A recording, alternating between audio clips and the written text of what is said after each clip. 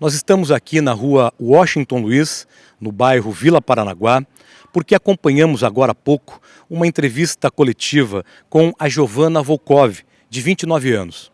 Nessa casa, que você vê na imagem ao fundo, a casa de número 166, na madrugada do dia 23 de dezembro, ocorreu um crime: a morte do policial militar Marcos Aurélio. Ele foi morto com um disparo de arma de fogo. E nós conversamos então com a Giovana. Ela contou a história, tudo o que aconteceu naquela madrugada. Ela falou a respeito do período em que ficou presa, longe da família e do filho, que é autista. A partir de agora, nós vamos acompanhar esse depoimento, a entrevista da Giovana e também da advogada, a doutora Aline Vasconcelos. Todos os detalhes a respeito desse caso, já que a Giovana, por uma decisão judicial, teve revogada a sua prisão preventiva e agora está em casa, junto com a família. É um depoimento, uma entrevista muito emocionante e com alguns detalhes desse caso que chocou Paranaguá no final do ano passado. Naquela noite, o Marcos se tornou um monstro. Eu vivia num relacionamento abusivo, que eu vivi nesses 6 anos com o Marcos, onde eu sempre fui xingada, onde ele sempre me maltratou, onde todos sabem o que aconteceu.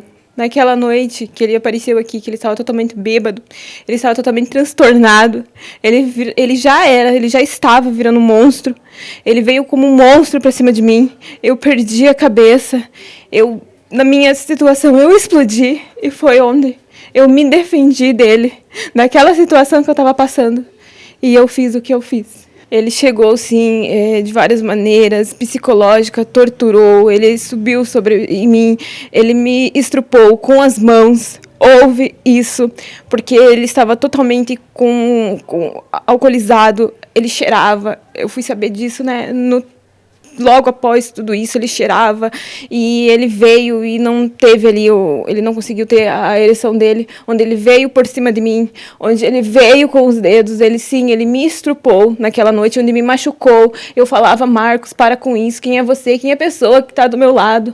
Onde, de fato, eu perdi a cabeça, saí e atirei nele. O que eu tenho a dizer, eu não tenho nada contra a família do Marcos. Nós sempre nos damos muito bem com a mãe dele. Sempre me dei super bem com a família dele. Eu não tenho nada contra eles. A única coisa, no momento agora, que eu quero é só cuidar do meu filho. Que é a única pessoa no mundo que me importo e da minha família. É só isso. Tudo que eu passei até agora foi um inferno que eu vivi naquela delegacia. Até agora, tudo que eu estou passando. O que aconteceu com o Marcos foi, quando eu conheci o Marcos, ele era uma pessoa excepcional, né? Ele era aquela pessoa, mas ele se transformou. Quando ele entrou para a polícia, que ele é alcoólatra, que ninguém sabia disso, né? No caso, a estrutura da polícia, ele virou um monstro depois que ele entrou para a polícia. Ele virou uma pessoa irreconhecível. E todos viam, todos sabiam. Mas o que eu passava em 4 paredes com ele era só eu. Quando eu conheci o Marcos, ele pareceu ser uma pessoa. Ele apareceu ali, ele tinha o estudo dele. Então eu pensei assim que era uma pessoa boa. Mas depois, com o tempo, ele começou a me xingar. Ele gritava. A mãe dele eu via muitas das vezes ele no telefone: sua vagabunda, sua puta, sua piranha, sua pombagira, sua isso. A mãe dele falou pra mim na praia: ele deixa esse cara falar dessa forma com você? E a gente fica cega, a gente não vê. Eu sempre achei, pela minha religião, que eu sou evangélica, que um dia o Marcos iria mudar. Que um dia ele ia mudar. Porque eu acreditava, eu comecei a fazer psicologia acreditando no ser humano, que ele vai mudar. Só que o Marcos nunca mudou. E era um relacionamento totalmente tóxico, abusivo, e eu não enxergava aquilo. E foi onde tudo aconteceu isso. Agora quando eu cheguei, o meu filho nem me reconheceu. Quando eu cheguei de carro, ele olhou pra mim, ele olhou e não viu assim a mãe dele. Eu falei: filha, a mãe, e eles estão correndo, sabe? E todo o tempo que eu tive na cadeia, eu não podia chorar. Porque elas queriam me agredir. Porque elas ali, elas falavam: você tem que calar tua boca e ficar quieta. Eu não podia chorar. Só eu sei o que eu passei naquela delegacia, naquela penitenciária. Só eu sei a falta, a saudade. Eu pensava: meu filho precisando de mim em casa. Ele obedece o que eu falo. Ele tem a deficiência intelectual, ele precisa da minha ajuda. E eu tô aqui, nesse lugar, meu Deus do céu, oprimida, tudo que eu passei, comendo comida estragada, tudo. Os próximos passos a audiência ocorreu, a liberdade da Giovana também aconteceu.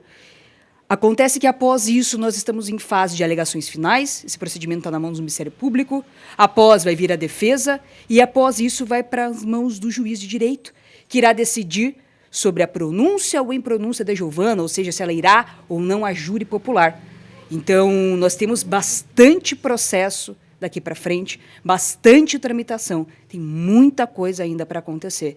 Mas, enquanto a isso, o que a gente tem para dizer é que a defesa se faz por muito satisfeita em ver a justiça sendo feita, uma mãe retornar ao lar para poder cuidar do seu bem mais precioso, que é seu filho, que tanto precisa dela. E nós fizemos um requerimento ao judiciário em primeira mão.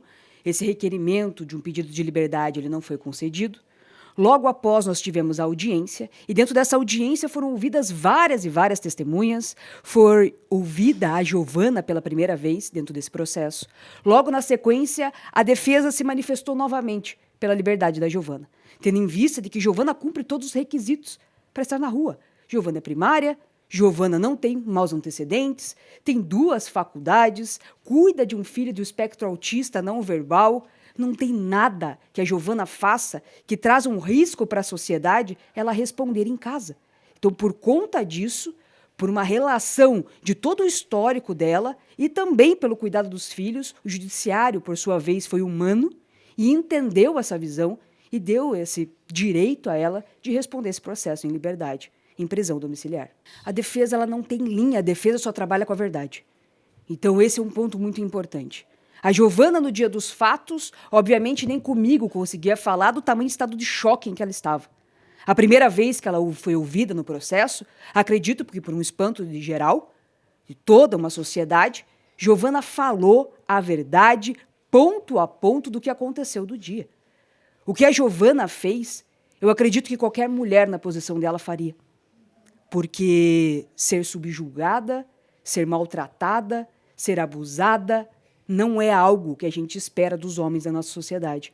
Infelizmente, Giovana ficou cega e agiu dessa forma. Quem vai decidir se ela agiu em legítima defesa, quem vai decidir sobre o futuro dela, não é a defesa. Quem vai decidir sobre isso é o Conselho de Sentença, a Sociedade de Paranaguá, ao ver os fatos, que irá decidir sobre o futuro da Giovana.